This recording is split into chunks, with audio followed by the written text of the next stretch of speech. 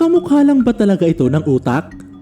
O sadyang ginawa ito para protektahan ang ating mga memorya? Sa likod ng maputlang kulay at buong kapayakan nito, nagtatago ang isang puwersang hindi kayang sukatin ng paningin lamang. Isang kakayahan na lumaban sa mga sakit na kumakain sa ating katawan. Alamin natin ang hiwaga ng cauliflower, ang itinuturing na silent superfood na kayang bumuhay sa iyong katawan mula ulo hanggang paa. Pero bago ang lahat, kung nais mong ikaw ang unang makakita ng aming mga bagong upload at makita ang ilang behind the scene, mag-subscribe at sumali na sa aming community. I-click lamang ang join button. Ang cauliflower ay tinuturing na isa sa mga pinakamasustansyang gulay sa mundo. Hindi lang ito basta puting version ng broccoli. Punong-puno ito ng mga bitamina, mineral at antioxidant na mahalaga sa ating katawan. Narito ang 10 benepisyo sa kalusugan at mga sakit na kayang tulungan ng pagkain ng cauliflower. Pang-iwas sa cancer. Ang cauliflower ay mayaman sa sulforaphane at isothiocyanates. Ayon sa mga pag-aaral, ang compound na ito ay may kakayahang pigilan ang pagdami ng cancer cells sa prostate, suso at colon. Hindi lang ito pagkain, ito ay nagsisilbing kalasag ng ating mga cells mula sa panganib ng oxidative stress. Nagpapababa ng high blood pressure. Dahil sa taglay nitong potassium at fiber, nakakatulong ang cauliflower sa pag-regulate ng presyon ng dugo.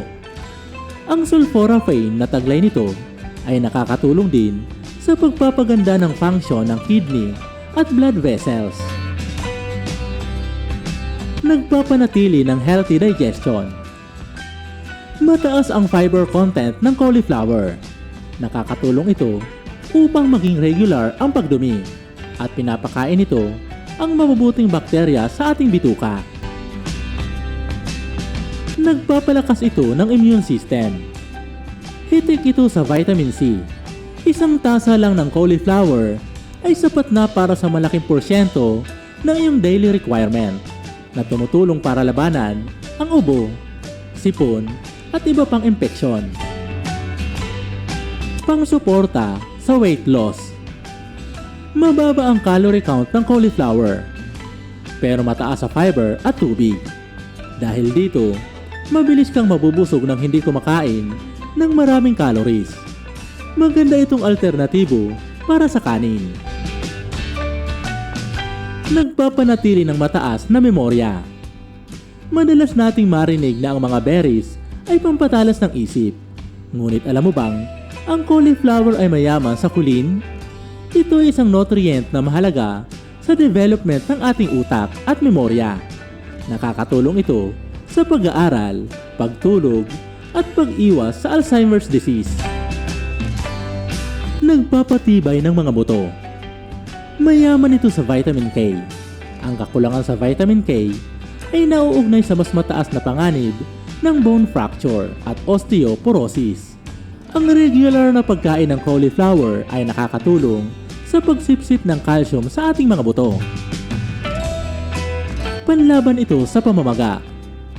Dahil sa mga antioxidants tulad ng quercetin at kaempferol, nakakatulong ang cauliflower na bawasan ang oxidative stress sa katawan na sanhi ng chronic disease gaya ng arthritis. Nililinis nito ang ating katawan. Ang mga sulfur compounds sa cauliflower ay tumutulong sa atay na mag-flush out ng mga toxins at dumi sa ating katawan na nagre-resulta sa mas malinis na sistema. Nakakatulong para makaiwas sa sakit sa puso. Dahil wala itong kolesterol at mayaman sa fiber, pinipigilan nito ang pagbabara ng mga ugat. Nakakatulong ito sa pagpapababa ng bad cholesterol. Narito ang mga Pinoy recipe at ang scientificong dahilan kung bakit ito masustansya. Cauliflower sinangag. Ito ang pinakamagandang substitute sa puting kanin. Hindi nito binibigla ang pagtaas ng iyong blood sugar na bagay sa mga may diabetes. Ang isang tasa ng kanin ay 200 calories, habang ang cauliflower rice ay 25 calories lang. Tortang cauliflower. Ang itlog at cauliflower ay parehong mayaman sa kulin. Isang nutrient na napakahalaga para sa memorya at talas ng utak. Cauliflower adobo with tofu. Ang kombinasyon ng cauliflower at tokwa ay nagbibigay ng sapat na protina ng walang bad cholesterol, samantala ang bawang at cauliflower ay may allicin at sulforaphane na tumutulong sa pag-flush out ng toxin sa atay. Ngunit tandaan, mas mainam na kainin ang cauliflower ng bagyang luto lamang kaysa sobrang pakuluan para hindi mawala ang mga sustansya nito. Ang cauliflower ay talaga namang siksik sa mga sustansya na mainam sa ating katawan. Ang gulay na ito ay patunay na ang tunay na kayamanan ay matatagpuan sa kalikasan. Simple, mura, pero puno ng buhay. Ikaw, kailan ang huling beses na kumain ka ng cauliflower? Anong luto ang pinakagusto mo dito? Ibahagi ang iyong sagot sa comment section at babasahin namin ito. At kung nagustuhan mo ang video na ito, ibahagi ito sa iba para madami pa ang makaalam tungkol dito. I-click mo na din ang subscribe button para updated ka sa mga bago naming upload. Ito pong muli si UCL. Maraming salamat po sa panonood. Hanggang sa muli po. God bless.